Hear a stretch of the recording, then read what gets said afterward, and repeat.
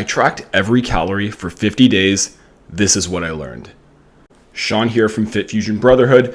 I decided to go on a fat loss journey and tracked every single calorie from 50 days.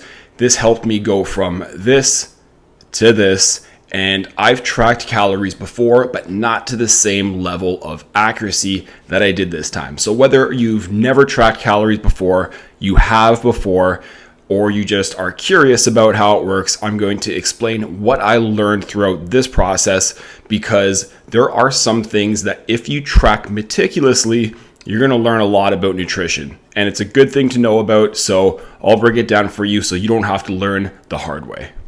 Okay, so the first lesson that I learned here is that I was overeating and underreporting, and you probably are as well. Now, before you think that you've been tracking really carefully, consider the fact that almost everyone underreports their calorie intake and overreports the amount of calories that they burn off. If you don't think this can happen to you, this also happens to fitness coaches, nutritionists, dietitians, and physicians. So it's a very common thing, and unless you track your calories meticulously, like I did, there's going to be some extra calories that are unaccounted for. So what did I use in order to track meticulously? The first thing was a food scale, because serving sizes are super important. So I made sure every single serving size was on point and I tracked it into an app. The second thing that I used was that app. I used MyFitnessPal, but you could use any tracking app that you want. It's going to give you a lot of nutrition knowledge and it's going to really help keep you accountable. Okay, so where are these hidden calories coming from? The first one is the serving sizes, and I set my calorie goal for 2,000 per day, which I've done before in the past. And I quickly realized that even though I did it before in the past, I didn't do it accurately in the past, because this time it was a lot more difficult to stay at that 2,000 calorie range. So serving sizes were the first one, and I learned the hard way just by having to weigh the food out and realizing how much smaller these serving sizes actually are versus what you think they are. So oftentimes my serving sizes would be 2 or 3 times more than where they probably should have been, and I didn't account for that. This time I did, and it was a game changer. A lot of other things that we don't typically account for. So things that we don't associate with calories or with food that really add up. The biggest ones would be cooking oils. So whether it's like an olive oil or even a butter, these things that we don't really see as a big deal can pack hundreds of extra calories every day. So once again, be sure to track these things meticulously because they do count. Another thing that we typically don't associate with having calories, but it does matter, would be things like condiments, salad dressings, all of these small things that are put on top of foods that are not 0 calories. Even if they're low calorie, you're probably putting in more than the serving size and they add up throughout the day. So these condiments, salad dressings, that kind of stuff, they count, track it, make sure you're not going unaccounted for there. And then the third and final one here would just be nibbles and bites throughout the day. So maybe you just have a handful of whatever it is that you typically have, just a nibble, a bite, something that you don't really think is relevant enough to actually track. Again, these things add up. And when we think that we're tracking accurately, but at the end of the day, and studies have shown this over and over and over again, unless you track meticulously, there's a good chance that you're actually taking in hundreds more calories than you think, which can make you feel like maybe you have a slower metabolism, maybe what you're doing is wrong, and it gives you all these senses of frustration. But tracking meticulously is going to help solve some of those problems for you. So the biggest takeaway that I got from this is that I was definitely overeating more than I thought I was beforehand, even when I did track calories before. The second takeaway here is it's very difficult to get enough protein, especially when you're in a calorie deficit. If you've never tracked your calories and your protein before, I can almost guarantee that you're protein deficient. So if you're curious about how much protein you should be taking in, we always recommend 0.8 to 1 gram of protein per pound of body weight.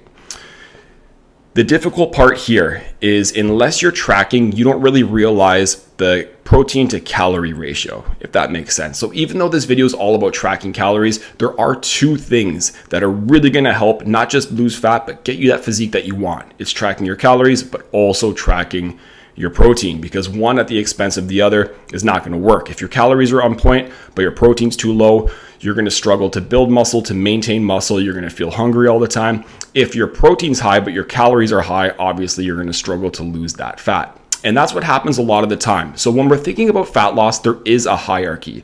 The number one thing, the most important thing, the only thing you really need to lose fat is a calorie deficit. But the second most important thing is protein. Now, the mistake a lot of guys make is because we emphasize and stress protein so much, they'll get in enough protein, but often at the expense of calories. So the protein intake's high, but then their calories start to creep up as well. And then they get kind of stuck in this plateau and struggle to lose fat. So it's really difficult to be able to hit your calorie goal and your protein goal simultaneously, which is why it's so important to track.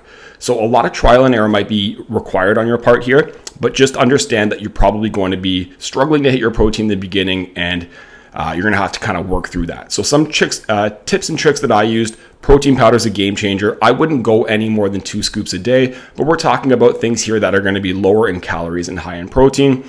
Egg whites instead of eggs, or even just a hybrid mix of both of those, make a big difference. And then stick to a lot of leaner meats. So instead of like a ribeye steak, you can go for something like extra lean ground beef. I used a lot of minced turkey, a lot of chicken breast, all of these things that were high in protein, relatively low in calories, and then you'll find out the perfect balance that's for you. So that's lesson number 2. Even once the calories are dialed in, it's really difficult to also simultaneously hit that protein goal. So don't be frustrated, don't be surprised if you're struggling with this at first, but be aware of it and really try to get that dialed in. Lesson number 3 is that consistency is more important than perfection.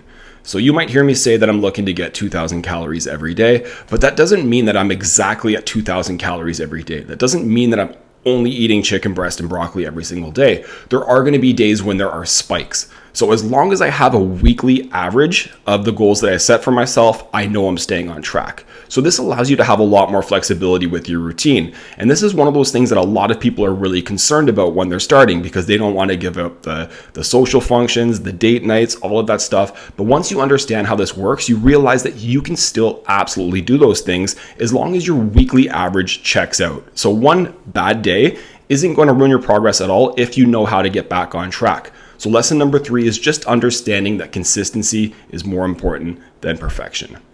Next is the importance of awareness and accountability. So awareness is a huge thing, because you're going to learn more about nutrition by tracking your foods for even a few weeks than you would reading a nutrition textbook, because you're actually going through it. And then suddenly you start to see food differently, because you realize what some of the habits that maybe you've had in the past, how much higher calories they are, or maybe in rare occurrences, lower calories than they are. But this is going to make you look at food different when you're going out to a restaurant, when you're preparing your own meals. And just having that calorie awareness, that food awareness, is an absolute cheat code. So it should be liberating knowing that you may have been seeing things wrong all of these years, looking at foods in terms of like healthy or unhealthy, but not really taking into consideration some of the quantifiable variables that really matter when it comes to fat loss. And then the second thing here is accountability. So I obviously tracked calories before. I know quite a bit about nutrition. I know what to eat. I know what not to eat. So do I need to track calories? No. But having that accountability, knowing that I'm going to put it in my phone and to be tracked, is going to give me a sense of accountability that is going to help me stay on track a lot better than if I didn't have that system.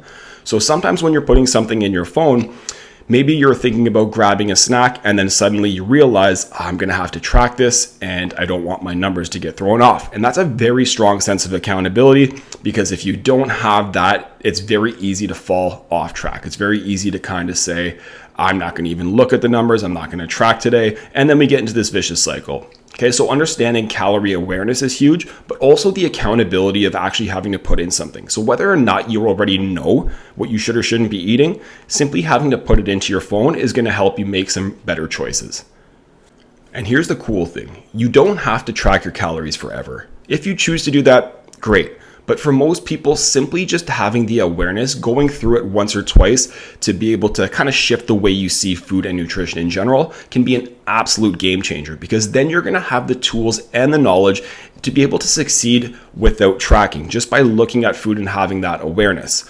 So you don't have to track forever, but going through that cycle once or twice can be an absolute game changer, something that I recommend for everyone. So for myself personally, I only track when I'm specifically looking to drop fat. Now, you might be one of those people who are looking to drop fat and then just maintain, which is great. In that case, you might not ever need to track again. But if you're like me and the weight kind of intentionally fluctuates throughout the year, anytime I get into fat loss, I make sure I track. Number one, it's just you're going to get more accuracy, you're going to get more predictable results. But number two, and more importantly for me, is the accountability.